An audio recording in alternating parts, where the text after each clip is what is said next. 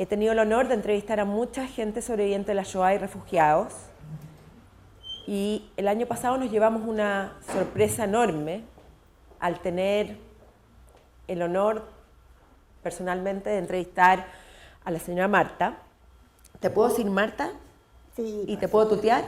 Por supuesto. Ok.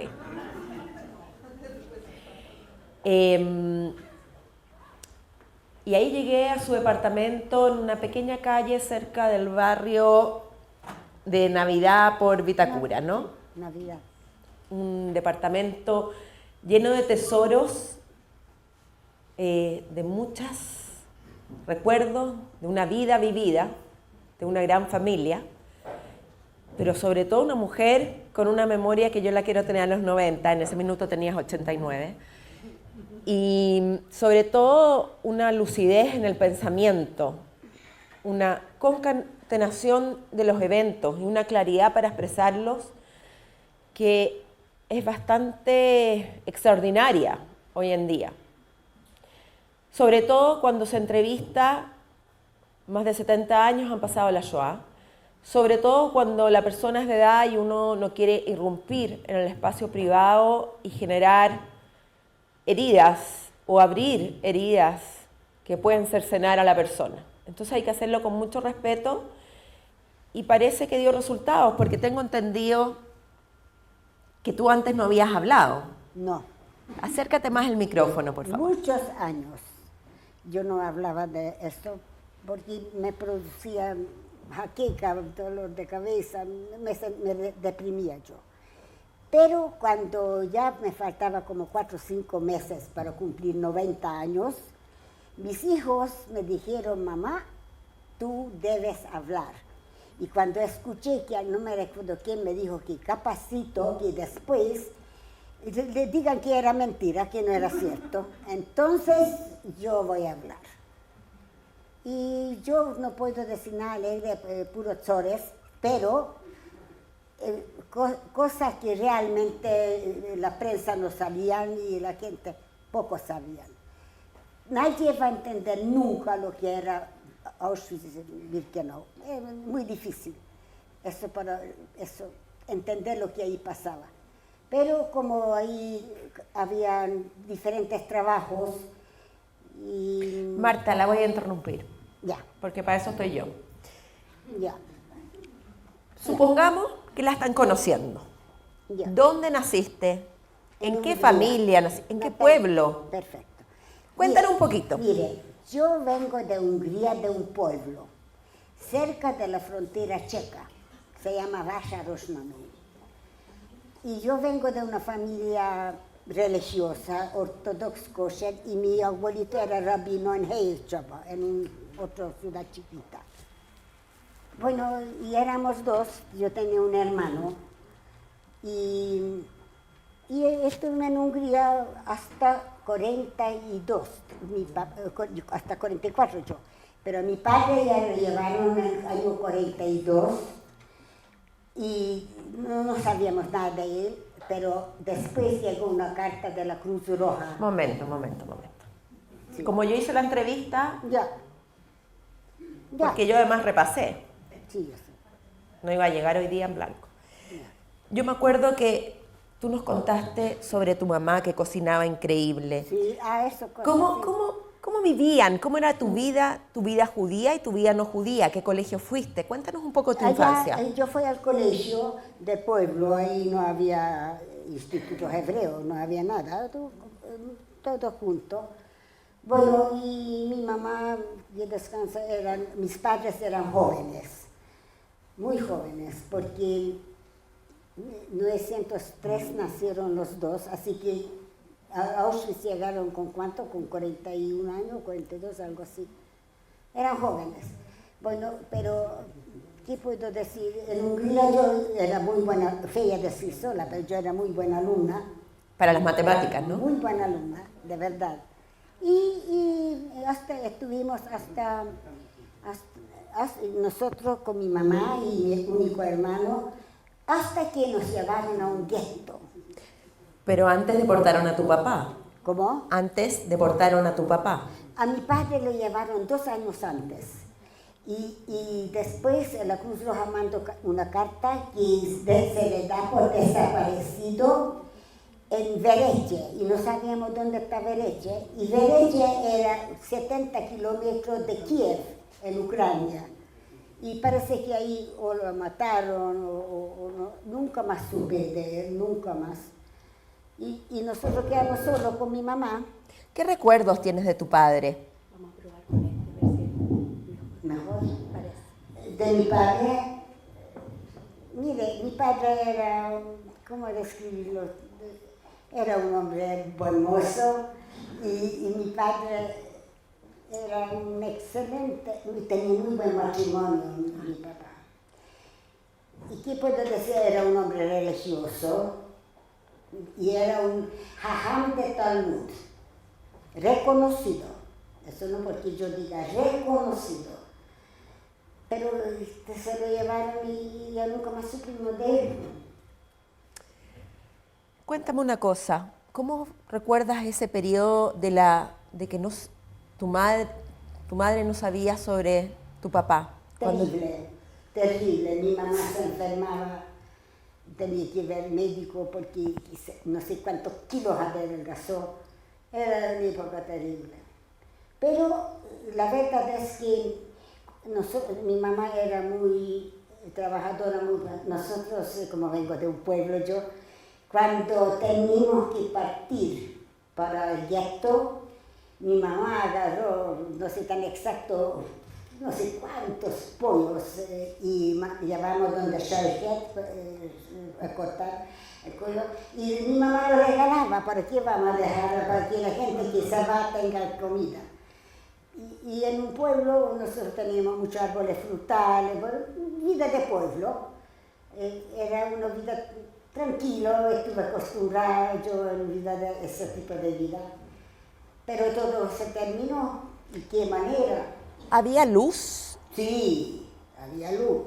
Había radio. Había radio, pero no existía el computador. Eso no había.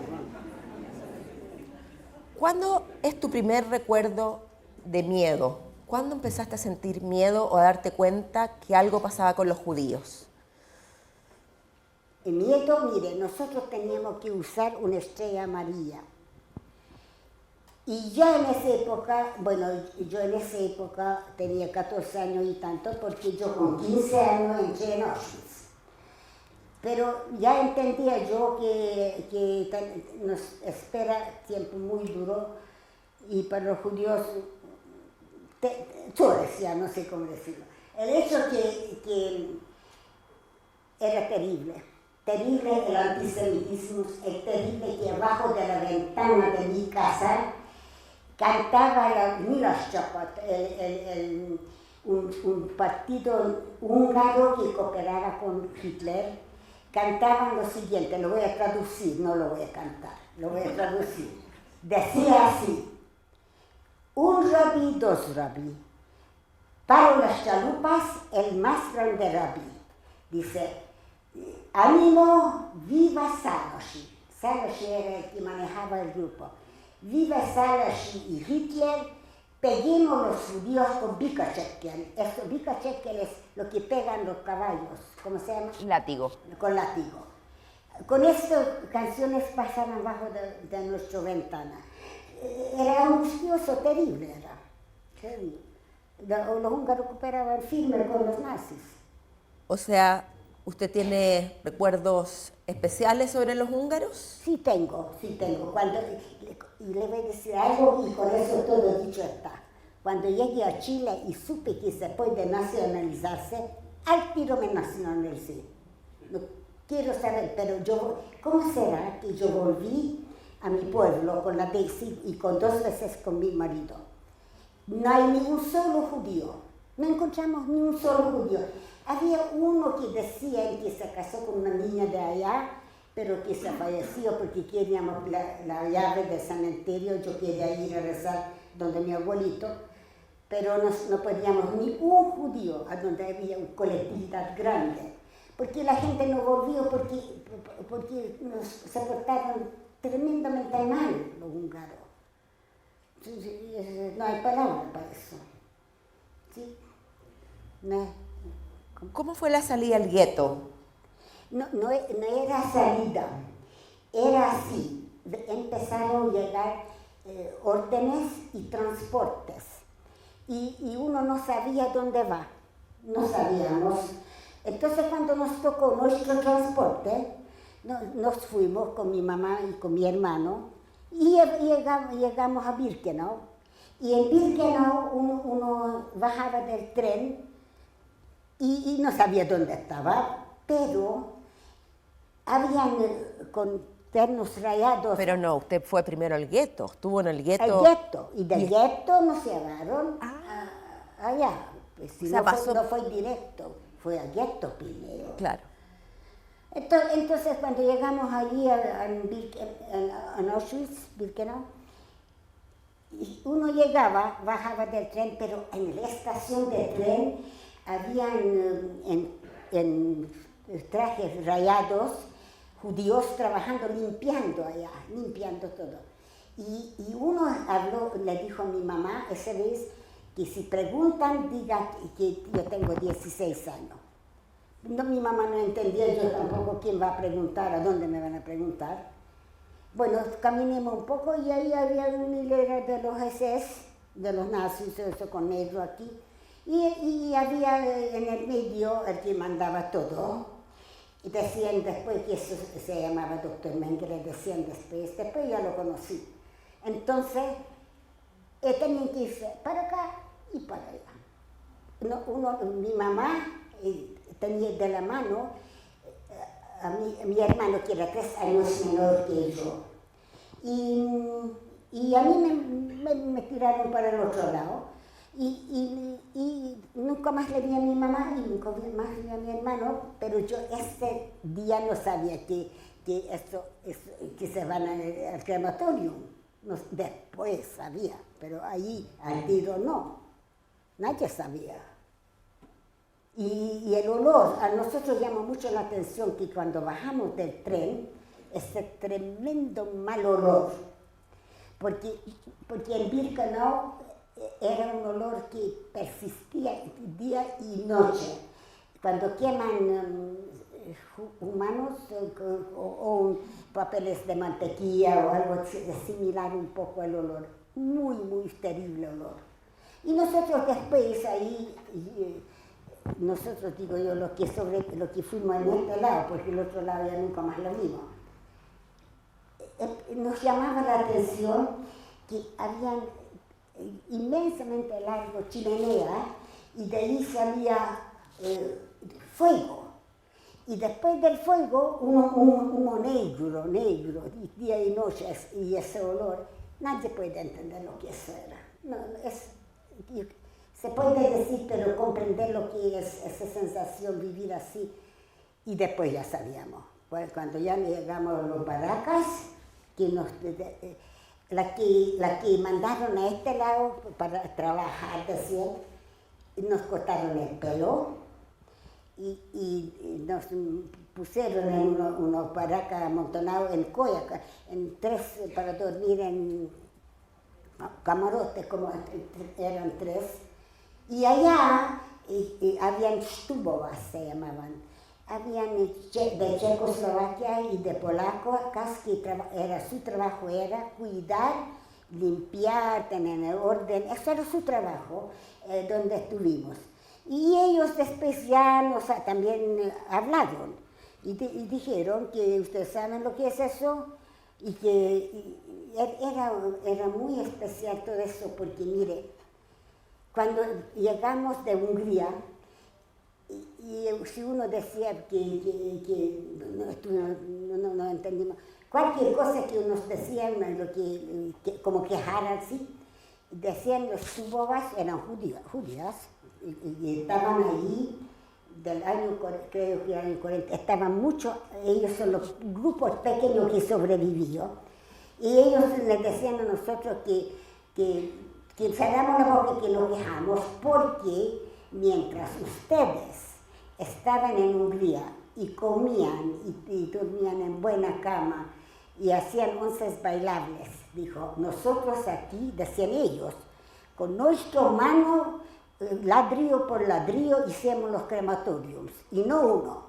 Entonces decían, y ellos decían, entonces, uno muestra la pierna, tenía un tremendo mancha ahí que del hielo, se congeló, pero cicatrizaba, pero moraba feo. El hecho que después nosotros estuvimos ahí unas semanas, lo que nosotros llamo yo lo que fuimos a este lado. Y después, no sé cuántas semanas exacto, vinieron y nos llevaron todo y me tatuaron el brazo. ¿Cuál es su número? 6527A. A 6527. Bueno. ¿Pero qué le hacía el tatuaje? Habían de los Flüchtlinge, que llaman que estaban, eso era su trabajo, de judías, sentada allí, y uno ponía la mano y ellos le tatuaban, por números, por orden. ¿Por qué tatuaban algunos y algunos sí y algunos no? Yo siempre pensé yo también pensé en esto, y pensé que, porque la cosa era así, los húngaros, yo sé más que de los húngaros llegaban y la mayoría se puede decir, se fue al lager C, a C-Lager. Pero el transporte de mío se fue al FKL, el otro lager, el mismo lager, pero con división. División. Y todo eso a la orilla, todo eso estaba electrificado con alambres electrificados, todo eso. Entonces yo pensé que iban transportes, porque el doctor Mengele después seleccionaba, los barracas se llevaban a gente afuera y tenían que desnudarse entero, y el Mengele con otros ahí, y hacía lo mismo como lo que hacía cuando llegaban con los trenes.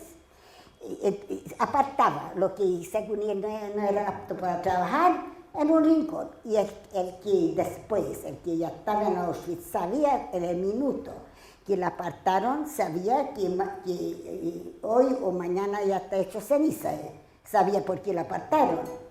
Es terrible, es un pensamiento espantoso para el ser humano. Fíjese, si no sabía, pero una vez ya estando en Auschwitz y pasaban las elecciones, sabía uno de qué se trata. Entonces, ¿qué hicimos todos? Antes de que venga Mengele, lo pellizcábamos la cara para que sea rosadita, para que uno se vea un poco más como apto para trabajar, que más saludable. ¿Cuánto tiempo llevaba usted en Auschwitz cuando conoció a Mengele? Hasta que llegaron los rusos. Yo estuve a terminar. No, pero ¿cuánto tiempo llegó a Auschwitz y al cuánto tiempo más o menos conoció a Mengele? ¿Cuándo lo vio por primera vez? Yo supe quién es Mengele. Y yo lo conocí por lo menos unos meses.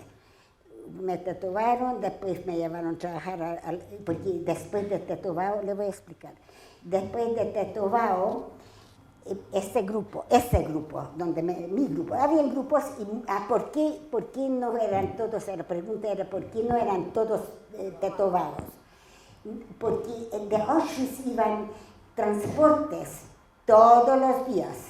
¿Qué son los transportes? Eran esclavas gratis para trabajar en Alemania, en las fábricas, en los túneles, lo que hacían, en las construcciones. Éramos esclavas. Entonces Mengele lo que seleccionaba, lo que creo que va a aguantar el trabajo duro, y lo otro, al crematorium total llegaba carne fresca, llegaban de transportes, llegaron de todas partes. Mire, el que se iba con transporte, muchas veces pensaba que a lo mejor dentro de lo malo, a lo mejor tiene un poco suerte, porque sale de eso, entre los crematoriums, va a trabajar mucho, pero se pensaban. Pero resultó que después supimos que los campos de concentraciones de Alemania se morían también de tanto trabajar y no le daban comida, y los tifus, que habían epidemia y todo. El hecho que es, por donde uno mira, es malo. Pero cuando me tatuaron, a mí me llevaron un grupo a trabajar en Kleidungskammer. Eso se llama donde juntaban la ropa de los gaseados y en bodega, lleno de abajo hasta arriba, lleno con todo, con ropa, con zapatos, con todo. Entonces dentro circulaban los alemanes, nos pusieron unas cajas y nosotros teníamos que poner falda con falda, zapato con zapato. Si encontramos joyas, teníamos, porque a veces encontramos, había que tirarlo, ellos le dieron aparte y ellos circulaban, que no se vaya alguien, no sé, ¿cómo dicen? A robar. Ellos estaban pendientes de todo.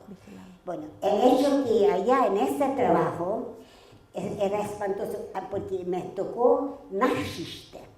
Quiere decir en alemán que teníamos que trabajar la noche, mi grupo. ¿Qué era eso? Que dormíamos en los barracas y después de las barracas nos llevaban al atardecer, llegaron los Keret, se llaman húngaro, los guardias y con perros y nos llevaban a esas barracas para ordenar la ropa. Toda la noche trabajamos, pero mire, es una cosa trabajar en el día, aprendí, y otra en la noche. La noche es quieto, no hay mucho ruido, entonces uno escucha todo muy claro. ¿Y qué escuchábamos nosotros? Era cerca, el bodega era muy cerca de un crematorio, porque había varios. En la noche estudiamos gritos, los Schweine, Hunde, verfluchte Jude. Mire, lo cosa más feo en alemán, chancho judío, verfluchte Jude, la peor, ya, no sé cómo se traducir la palabra verfluchte. Bueno, el hecho que, y aparte, uno de lejos escuchaba ese porque muchas veces era tanto el trabajo de los crematorios un tiempo, en Auschwitz, en Birkenau, que no daban basta. Era cuando llegaban muchos transportes, no de Hungría, pero llegaban también de otras partes, de todo, mucha gente. Y entonces ellos rápidamente siempre le ingenuaban a hacer Mengele, las selecciones y mandar los transportes para Alemania, y siempre los barracas estaban ocupados, porque también habían otros trabajos en Auschwitz. Había un Weberei, muchos trabajaban haciendo caminos, había muchos diferentes tipos. ¿Usted tuvo 3 trabajos? No, yo en total, Sí, pero en total. el primer tiempo, sí, pero en total, el primero estuve un tiempo en ¿cómo se llama?, en Kleidungskammer, con la ropa de los gaseados, y después yo me enfermé, me dio escarlatina. Entonces perdí el conocimiento y me llevaron una especie de barraca que ellos dijeron que es ese hospital que le hicieron, porque cosa curiosa, en Auschwitz nunca llevaban la gente estuve al lado, yo sé de eso, nunca llevaban los alemanes de a uno para el crematorio, y siempre llevaban grupos chicos, y juntaban por diferentes razones, y entonces me llevaron allá, no me dieron ni siquiera una aspirina, nada, dieron un agua aquí, color café, pero eso no era café, y increíble, me mejoré, pero me quedé muy flaca, tremendamente flaca. Entonces, después de este lugar, cuando yo ya, siempre me decían allá, la gente que limpiaba, trabajaba allá, nos decían, el tipoides que se inscribe inmediatamente para trabajar, porque aparecía de vez en cuando Mengele, junto todos y lo llevaba al horno. Así que cuando yo me sentía un poquito más, que podía, me inscribí, y me fui, pero ya me fui a otro, ya no me llevaron allá, me llevaron a un barraca, a donde Weberei, donde hacíamos unas trenzas, mire, había que hacer trenzas, cada uno hacía trenzas y después de esas trenzas se juntaban y hacían trenzas grandes, firmes. ¿Por el pelo de las personas que habían asesinado? No, eran de un material, era como un pequeño, una fábrica, una pequeña industria, porque con esas trenzas era muy fuerte, no se podía amarrar una lancha, porque lo juntaba los varios trenzas. Ahí trabajé un buen tiempo, pero como era tan flaca, porque adelgacé mucho, pasé después por un como dicen, vino Mengele y selección se llama. Y me seleccionó, no hay palabra lo que diga, desnudos, me agarraron y me pusieron en lo que yo sabía a qué voy, por mucho que lo pescaba yo la cara y todo, era flaca, no me van a encontrar apto para trabajar. Esta sensación, vivirlo, es espantoso, yo no sé cómo lo superé, cómo pude vivir. Por tanto, era die Angstgefühl, dicen en alemán, el miedo, el sentimiento de miedo, que yo sabía que no voy a pasar la selección, porque era muy flaca, no voy a poder pasarlo. Era terrible. Total, tenemos un buen grupo a quien le puso al lado y los otros se fueron a un baraca. Entonces nos tenían ahí en una especie de sala donde había la selección y lo que le voy a contar a ustedes es algo que increíble si uno piensa lo que a mí me pasó y por eso yo soy un gran creyente y porque eso era realmente de Dios. Miren, los alemanes tienen un costumbre extraño. Ellos sabían cuántos somos allá, sí, ya fuimos contados. Pero de nuevo uno entró allí en la sala para contar de nuevo. Entonces, él entró, yo me salí, pero desnuda, con zapatos, sí. Me salí y ahí había un pasadizo. Y habían niñas polacas limpiando allí ese pasadizo, porque eso terminaba con los baños. Y cuando me vieron que yo me salí sola de ahí, entonces una me dio una blusa. Nunca me voy a olvidar, Dios siempre lo va a ayudar. Era una pareja de niñas trabajando. Una me dio una falda, otra me dio una blusa. Y me dijeron, anda, corre, y me mostraron en cuál baraca. El bloque, el el que mandaba en la baraca, te va a recibir. Porque ellos sabían, habían gente muy buena y muy frum, religioso, ¿sabes? Bueno, esa era una religiosa, muy frum. Y me recibió y me enchufó a mí con la gente que tenía en su baraca, porque se me olvidó contar que en Birkenau había que hacer Zählerberg. Había que pararse en la mañana hasta que llueve, que truena, que haya sol, hasta que venían los alemanes a recibirnos, contar. Era tanto que si una vez uno faltaba, la sirena en Auschwitz sonaba, ellos sabían que falta uno. Éramos tan organizados. Por supuesto que ese grupo que cuando Mengele me seleccionó, nunca más le vi ninguno. Esos se fueron quemados, eliminados. Por algo Auschwitz se llamaba Vernichtungslager. Vernichtung es una palabra alemán, quiere decir el exterminio. Era el campo de exterminio de los alemanes, había muchos. Ustedes saben, había en Dachau, Sobibor, Majdanek, Bergen-Belsen, Theresienstadt, Riga, había muchos, incontables, había muchos campos de concentración, pero lo que pasó que ellos se dedicaron en Birkenau como a hacerlo una fábrica de muerte. Tenían organizados los crematorios.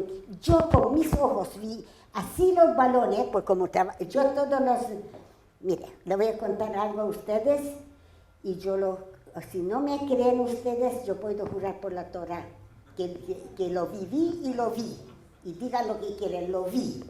Mire, un domingo en la mañana, escuchen, nosotros teníamos que ir a dormir, porque a la noche trabajamos. Vino dos o tres veces con los perros a llevándonos a la baraca.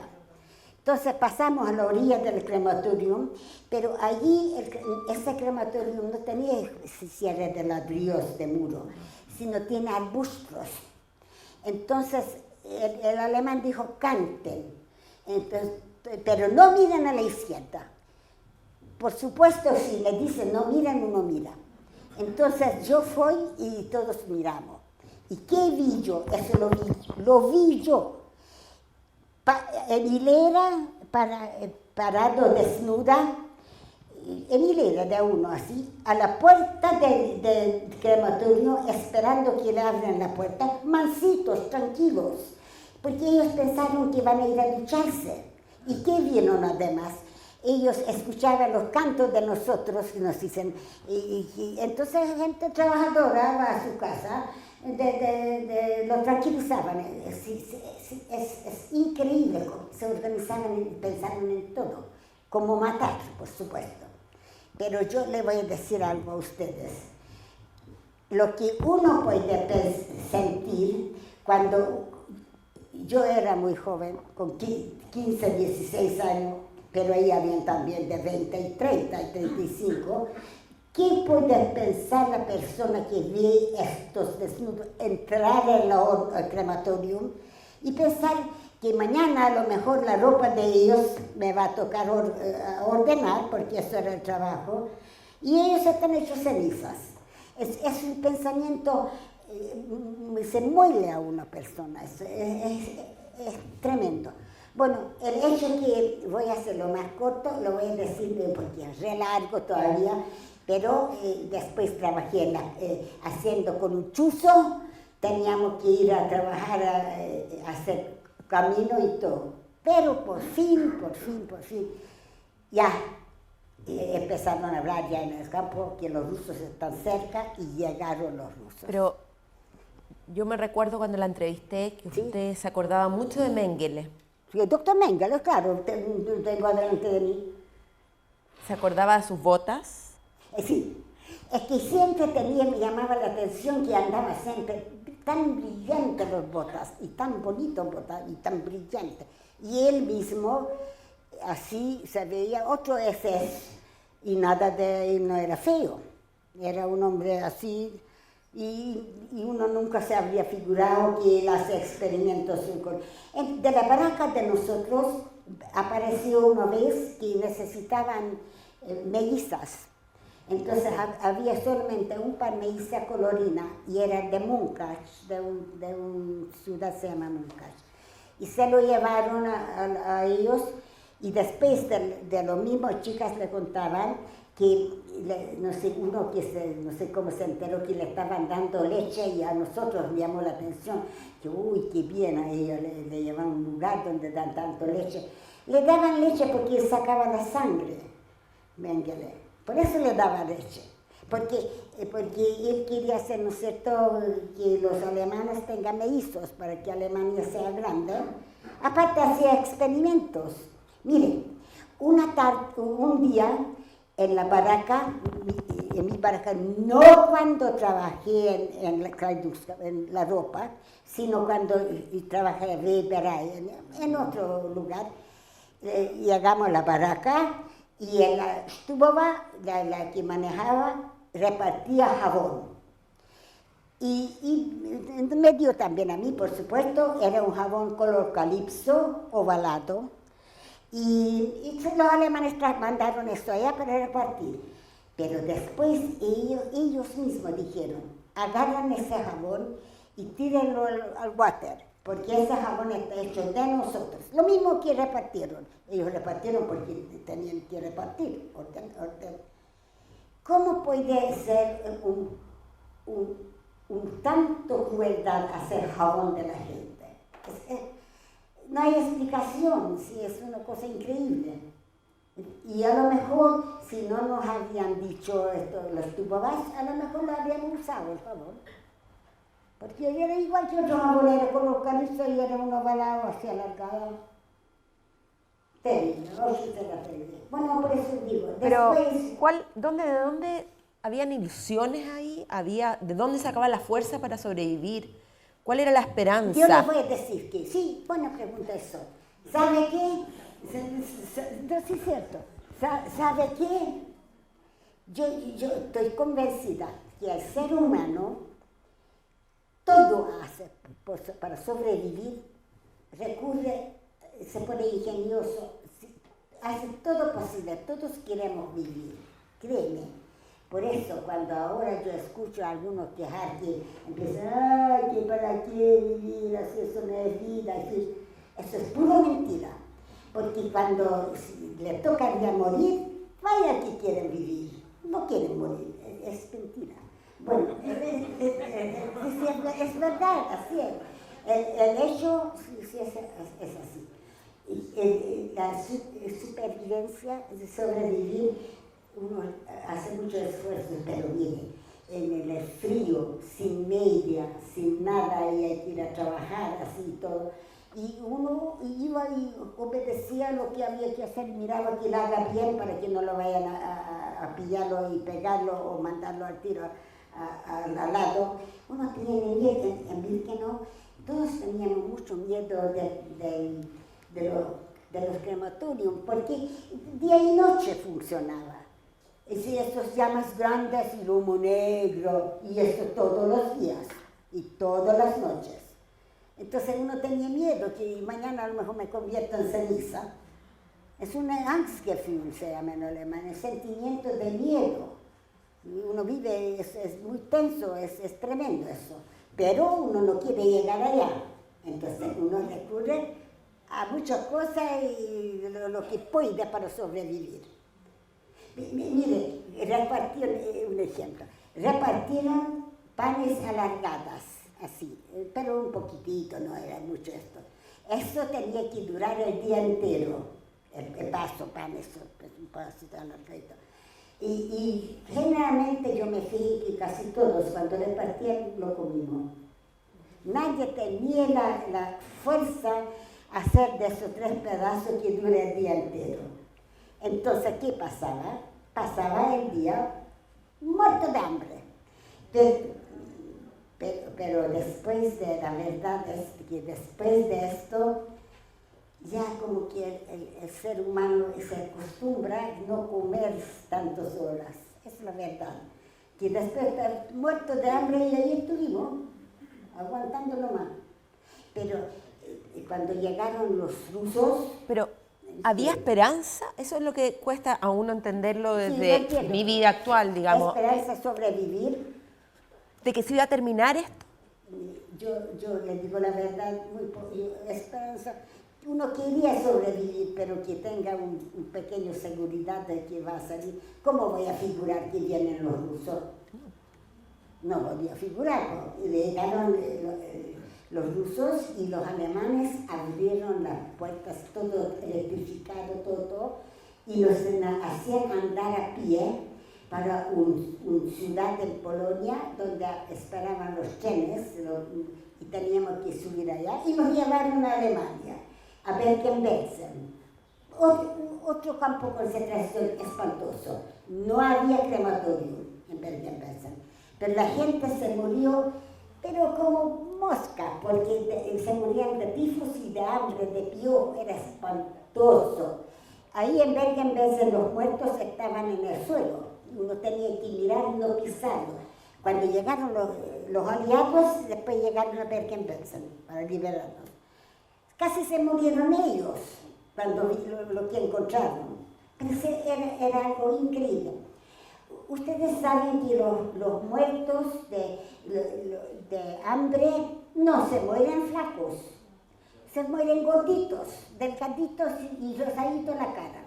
Porque en serio, porque el hambre no sé qué hace que se hinchan. Ahí en el suelo no había ya mucho, ya no teníamos fuerza para agarrarlos todos, ordenarlos. Entonces uno se pone uno encima al otro, el muerto se cae, no aguanta mucho encima, no sé cómo, pero se cae de nuevo.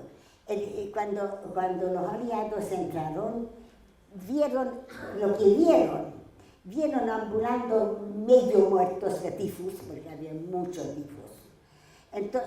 Y entonces, ¿qué sucedió?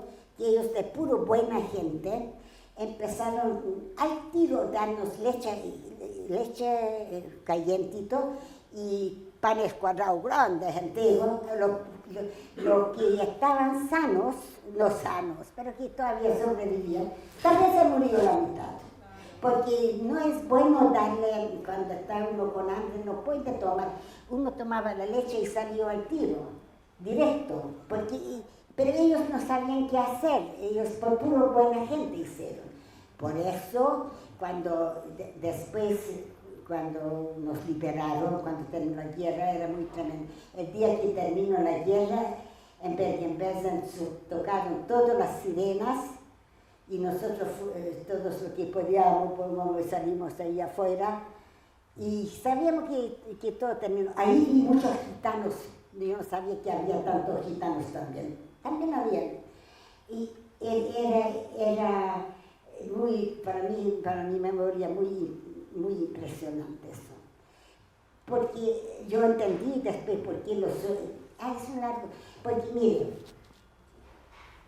los aliados nos liberaron y bajo 18 años, la Cruz Roja nos llevó a Suecia, pero los suecos no nos dejaron entrar más que desnudos, envueltos en una frazada y lleno con polvo el cuerpo, desinfectante. Y no nos dejaron libres, nos pusieron 40 días en un estadio de tenis que hicieron como hospital, puro camas y todo.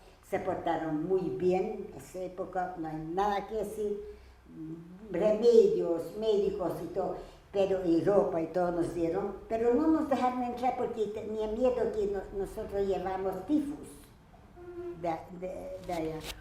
O sea, usted no tuvo la opción de elegir, la mandaron directamente, no es que podía volver a Hungría, a su pueblo. Después de Suecia, un momentito, en Suecia donde yo estuve con una amiga de mi primérica, con Esti, estuve yo allá en el mismo lugar encerrada. Mire, lo escogido sí, cuando vinieron dos judíos allá y nos preguntaron, casi sabemos, de familiares y todo, y uno les decía, yo no sabía, yo sabía nomás que tiene un hermano, mi papá, aquí, más yo no sabía. Aquí en Chile. Sí. Y le dije nomás eso, y una señora estaba tejiendo por ese lado del radio y le escuchó y avisó a mi tío que parece que te están buscando.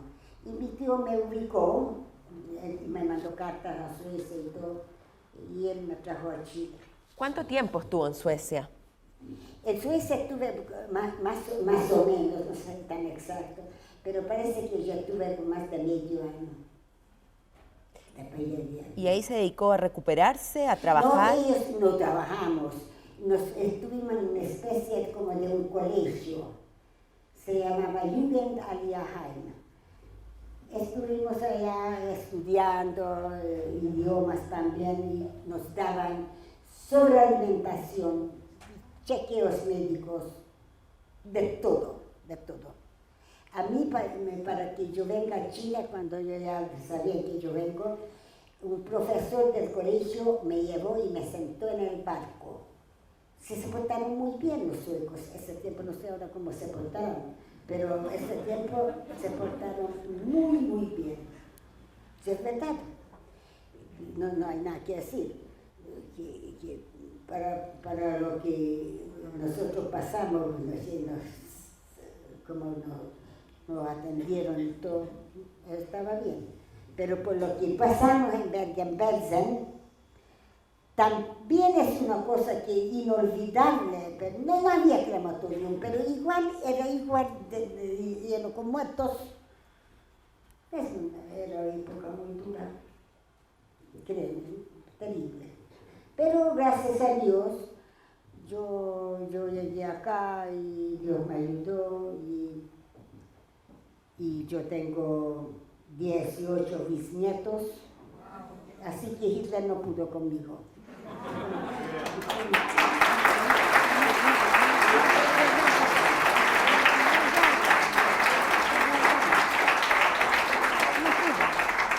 Pero mató a mi mamá, mi padre y mi hermano, yo me quedé sola.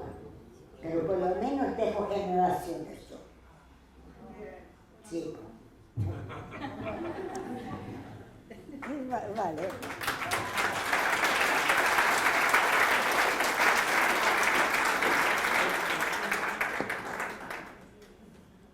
¿Uno se recupera?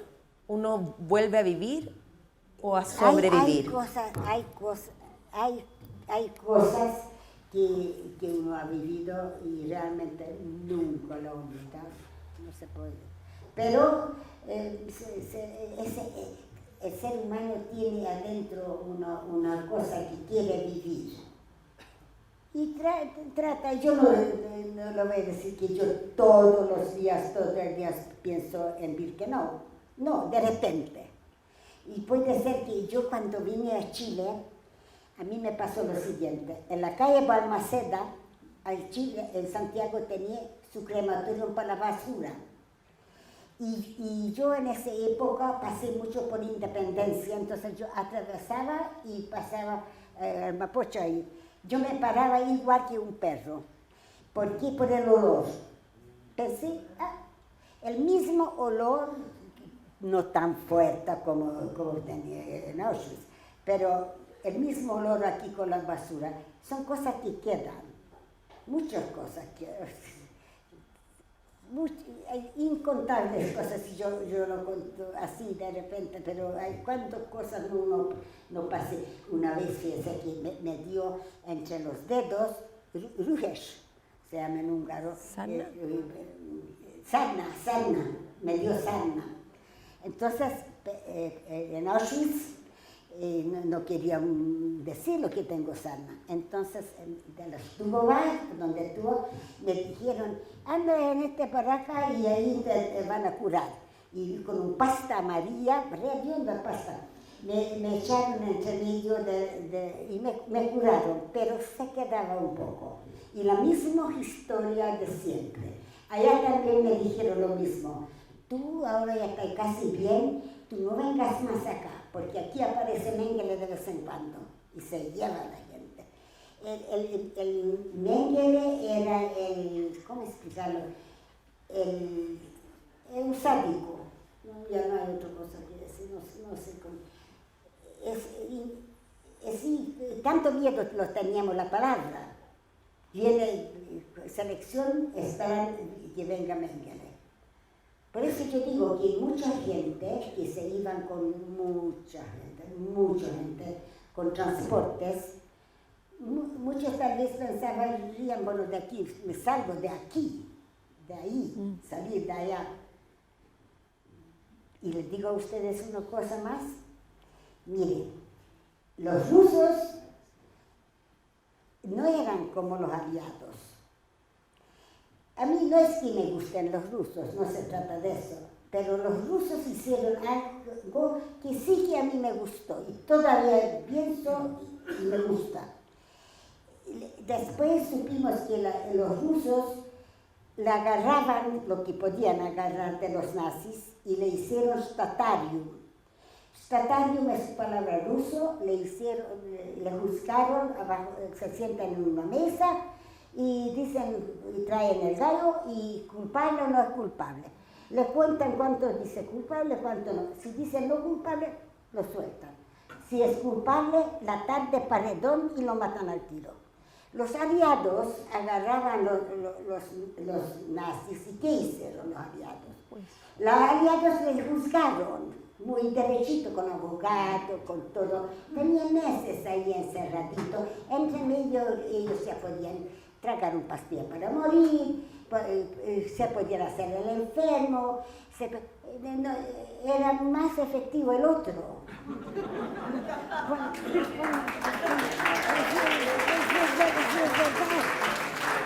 Es verdad. Sí, eso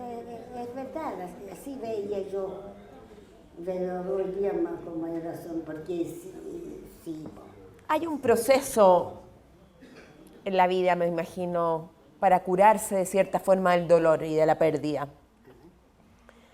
¿Cómo fue ese proceso en usted cuando ya llegó a Chile? ¿Cómo se empieza a sanar, entre comillas, o un proceso de mejoría por dentro? ¿Cómo fue eso? Para usted empezar a sanarse sus dolores, ¿o no se sana nunca? Es que yo tenía problemas, un problema que sufría mucho dolor de cabeza cuando fui al médico y todo. Y por dentro, yo, como dicen, acá en braille, yo no tenía ni un camino, otra cosa como resignarme, nomás, ¿qué puedo hacer yo? ¿Qué podía hacer yo? ¿Puedo rehacer algo? ¿Puedo revivir a alguien? No puedo. Y la vida sigue. Me casé de joven, fíjese. Sí, me casé con 18 años. Sin terminar el colegio. No, aquí no fue al colegio. Sí, recibí, pero aquí yo no fui. La pregunta clásica que todos nos hacemos, ¿se puede perdonar? No hay olvido y no hay perdón. Nada. Nada nunca. Nada. Y no me pregunta más porque yo soy muy tremenda en eso. Pero es bueno escuchar a gente tremenda hoy en día que no tiene una opinión menos políticamente correcta. No opino. ¿Pero en su corazón siente odio? Más que odio. Mejor no opino.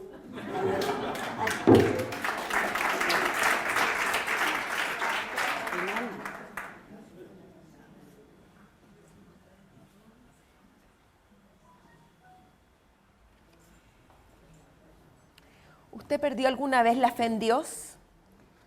Esto ya son preguntas del no, público. Muy bien, no, pregúntame nomás. Pero el micrófono. Mire, no perdí nunca fe en Dios, pero sí tambaleé. No tambaleé de que no exista Dios, para mí siempre existía. Pero yo soy, no me voy a tener que hablar de esto, pero mire, yo me siento, ¿cómo explicarlo? Y voy a sentir hasta que yo me muero, que yo fallé. Si usted quiere saber lo que siento, le voy a decir. Claro. Yo fallé. Aquí usted ve una persona que está todo el tiempo consciente que falló. Fallé a mis padres yo. Porque yo debería haber sido otra manera. Frum, religiosa y como era en Hungría, pues.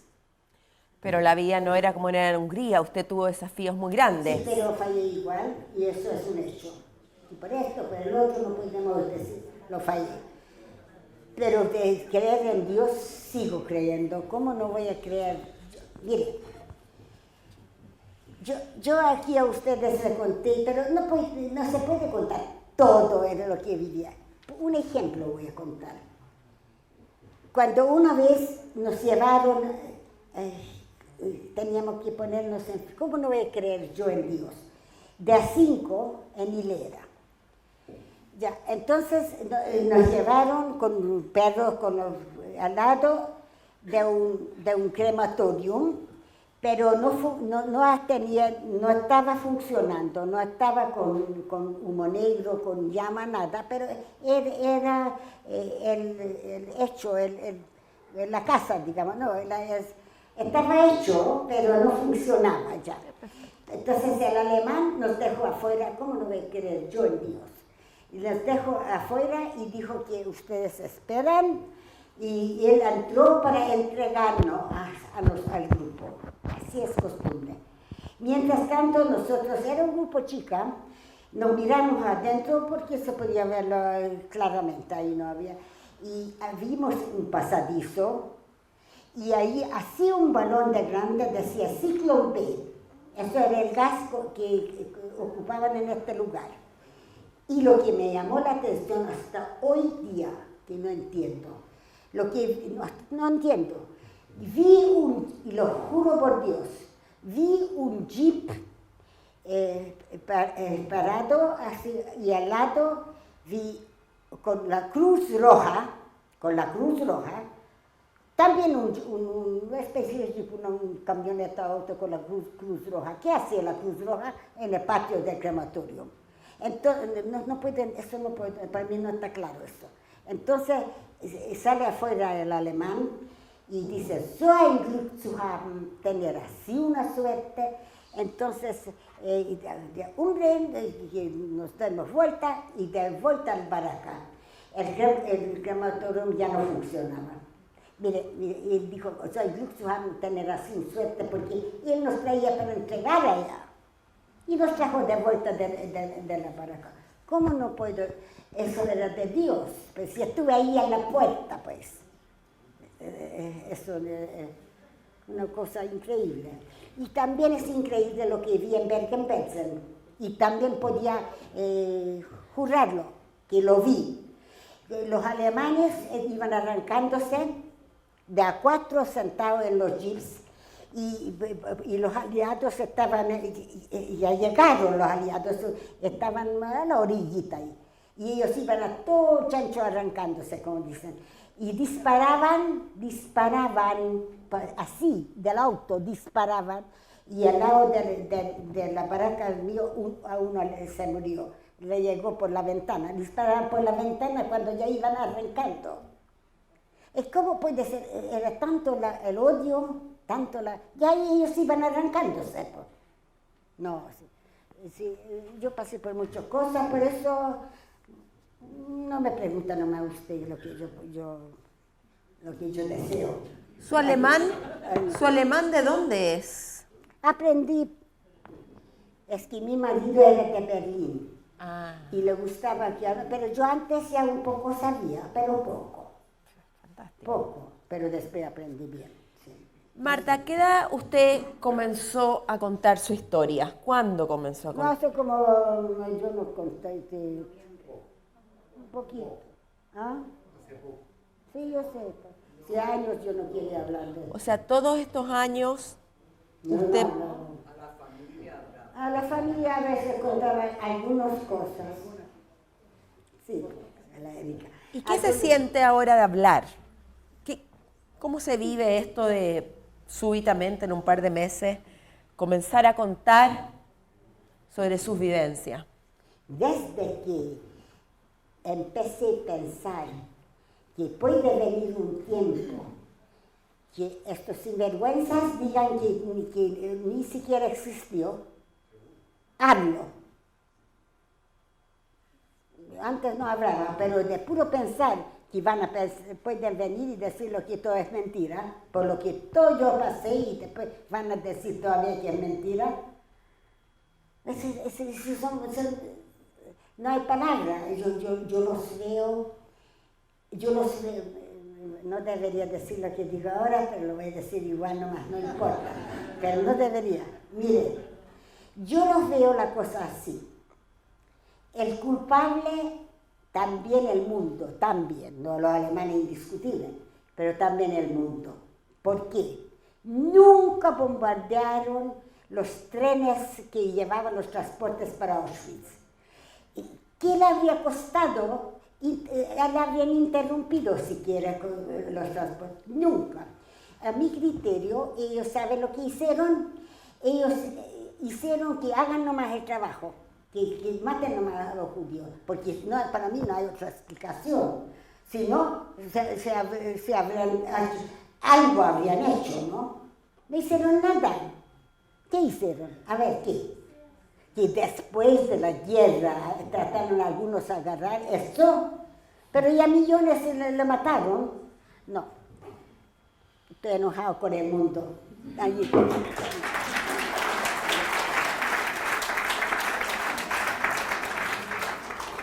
¿Tiene energía para un par de preguntas que hace el público? Sí, Todo, muy bien. Todo.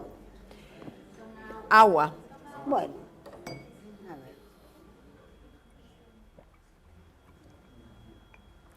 Aquí tenemos una pregunta sobre el campo, cuando estuvo en Auschwitz. ¿Cuál fue su apoyo estando dentro del campo? ¿Cuánto qué? Su apoyo. ¿En qué se apoyó? Y si alguna vez se comunicó o encontró a alguien de su familia después de la guerra, que sobrevivió a la guerra, no su tío acá, sino allá.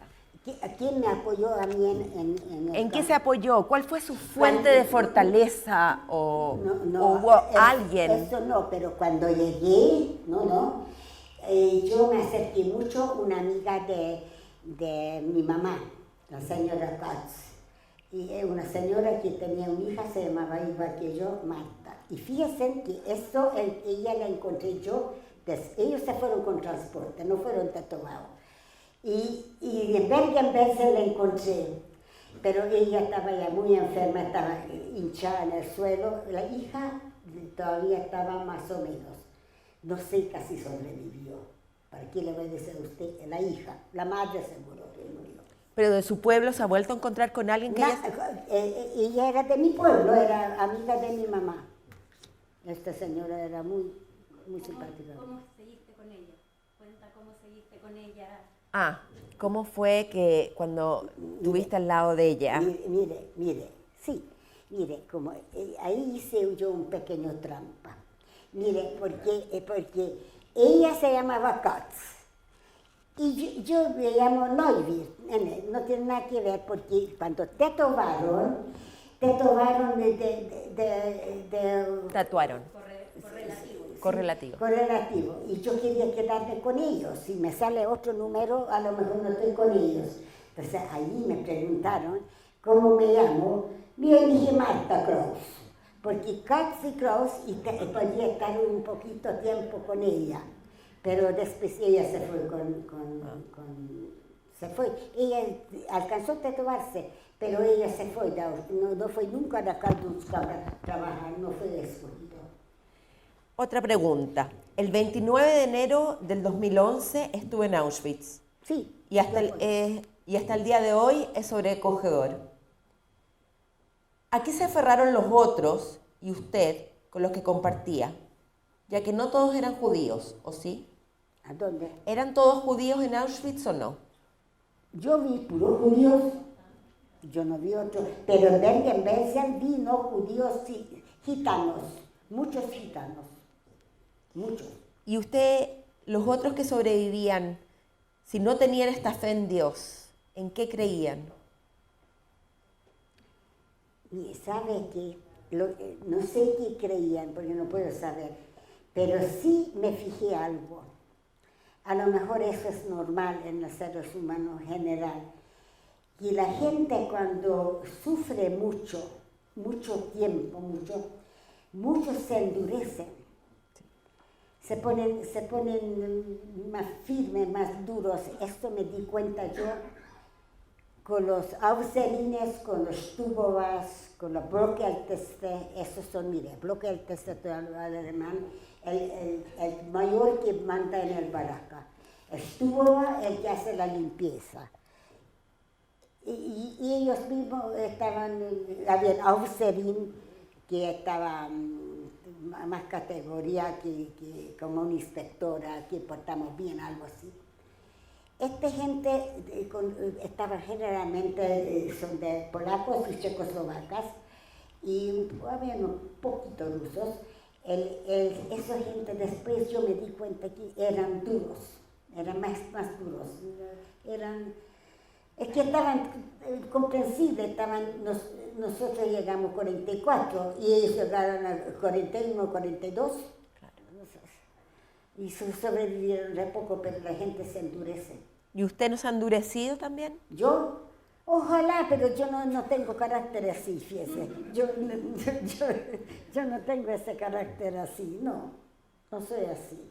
No, y quiere que le diga, no me voy a hacer aquí una cosa con ustedes aquí. Yo puedo ser muy cerebral. Sí, yo puedo pensar en todo lo que hago. Cerebral. Sí. Pero si es verdad, pues. Es verdad. A ver, esta es una pregunta bien directa. Ya. Ok. Ya no. ¿Cómo eran los castigos? ¿Por qué castigaban? Y si a usted la castigaran. Ya, momentito. Los castigos, ¿cómo eran? O sea, quiere saber sobre los castigos esta persona. La gente, los castigos, si ponemos por castigo, también habían capos. Eso eran judíos con un bandeja, esos pegaban. Sí, él mismo pregunta quiénes eran los capos, qué son los capos, si puede explicar un poco. Lo que hay, en el fondo, ellos recibían orden del alemán y ellos lo hacían, pero la cosa es así, que el alemán le dice haga esto y se va. Bueno, ahora, ¿cuánto tiene que obedecer? También entra mucho en la conciencia de la persona, creo yo. Pero yo no puedo saber, por qué hace, uno no puede saber. Pero habían y estos pegaban, me consta que pegaban con ese cuestión que andaban trayendo. Con el látigo. Y también empujaban. ¿Y a usted le pegaron? No, pero me empujaron. Me empujaron. Mire, el hecho de pegar, el hecho de este trabajo que yo un tiempo lo hice era más que pegar. Eso es agotador físicamente y mentalmente. Entonces es peor que pegar a uno. Eso cuando estuve al lado todo era ahí, pero al lado del crematorium era un trabajo. ¿Ese fue su peor trabajo? Peor y tengo que decir que hasta tengo que clasificar como bueno, porque en el bolsillo de los gaseados de la ropa encontrábamos galletas, un poco de chocolate, entonces comíamos un poco, entonces todavía tengo que decir lo que era buen trabajo. Pero si es verdad, pues, si podía subsistir, era una cosa, esa es la verdad, pero era terrible para la mente, terrible, y la noche, terrible. ¿Recuerdas cuándo fue la primera vez que hablaste con algún familiar sobre tu historia? Cuando, eso ya no sé cuándo hablé primero, pero primero vez, cuando hablé contigo, Erika, no sé. ¿Con tu marido hablaste? Sí, pero le voy a decir una cosa, mi marido tenía otro carácter que yo. Es que no sé cómo explicar. Él tenía otro carácter en el sentido que él podía ser muy duro.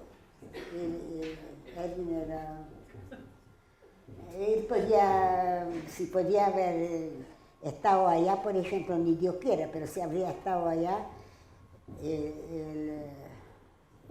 no sé, ni Dios quiera, voy a hacer un ejemplo nomás, que a nosotros los alemanes nos llevaban como corderitos al horno. Creo que nunca podían haberlo hecho con Erwin. O sea, se habría salvado. Lo habrían matado. Bueno, pero hablemos sobre las cosas que sí son. ¿Cómo ha sido Chile para usted? Usted habló al comienzo que cuando llegó a Chile se cambió. Sí, cómo no, un oasis.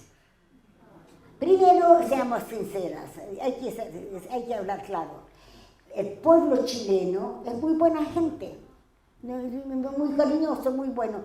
Y lo que me llamó la atención, cuando ya estuve como, ya nacieron un niño, otro niño, entonces yo ya estaba más como chilena.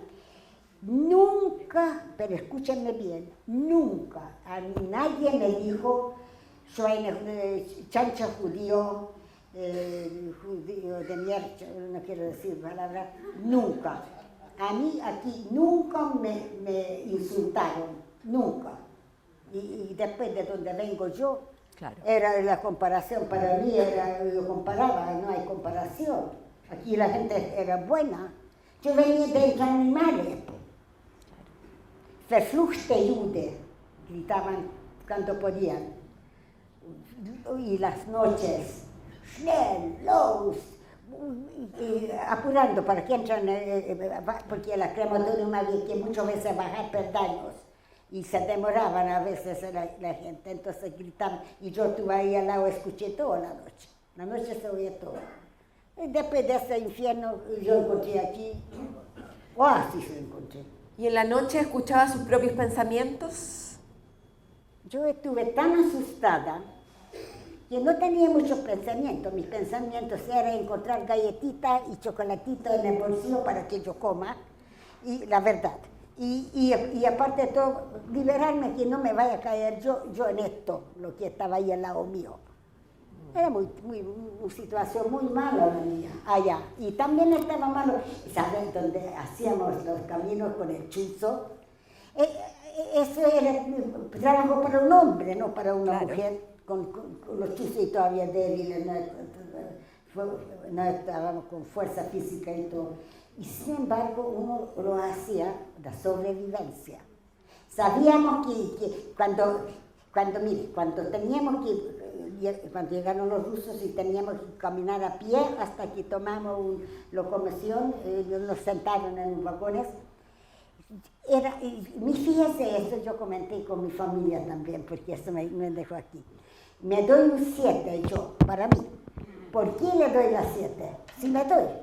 Porque yo era tan joven, tenía que 16 años y tanto, y sin embargo, no sé cómo, yo siempre porque de 5 hacían las cosas, yo siempre me metía en el medio. Nunca me quedé en el lado, nunca me permití quedar, siempre en el medio. ¿Saben por qué? Porque el que no podía caminar en el camino hasta que íbamos a tomar el tren de Auschwitz, hasta tomar el tren para Alemania, estaba lleno con el camino de ambos lados con muertos. Los que no podían caminar lo disparaban, es normal, y seguimos. Entonces yo caminaba difícil, pero en el medio no se notaba. O sea, se notaba poco. Entonces me metía yo siempre en el medio y nadie me enseñó, solita. Por eso me doy 7.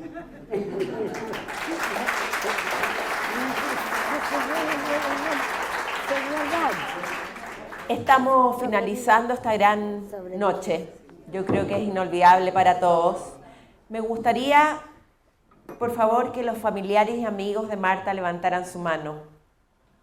Sí, tenemos varios, miren. Están todos. Que una vida, muchas vidas. La verdad es que esto es muy conmovedor, porque ella, mis palabras son invisibles al lado de lo que ella nos transmitió hoy día. Y si hubiéramos estado aquí hace un año atrás, no hubiéramos tenido este testimonio, porque ella no había querido hablar y ahora tuvo el coraje y la necesidad intrínseca de hablarnos, de hablarnos al corazón. Muchas gracias. Ay, qué.